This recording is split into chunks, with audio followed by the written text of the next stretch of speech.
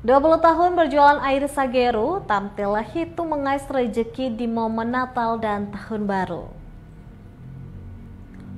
Momen Natal dan Tahun Baru membawa sukacita bagi banyak orang, termasuk para penjual air Sageru di kawasan Batu Meja, tepatnya di Jalan Jenderal Ahmad Yani, Kecamatan Sirimau, Kota Ambon.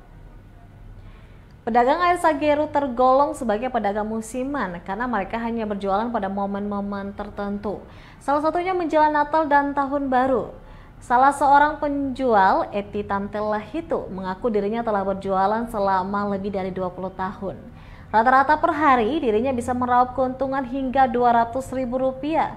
Namun saat H-2 Natal, air Sageru akan semakin laris diborong.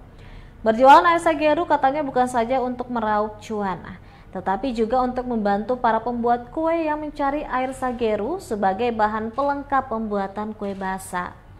Pasalnya, seantero kota bertajuk Manise ini hanya kawasan tersebut yang menjadi lokasi para pedagang menjajakan air Sageru. Menurutnya, air Sageru selalu menjadi buruan banyak orang, karena kue basah yang menggunakan Sageru sebagai bahan pelengkap rasanya lebih enak. Kandungan alkohol dalam Sageru ternyata membuat kue lebih awet meski tidak dimasukkan ke dalam lemari pendingin.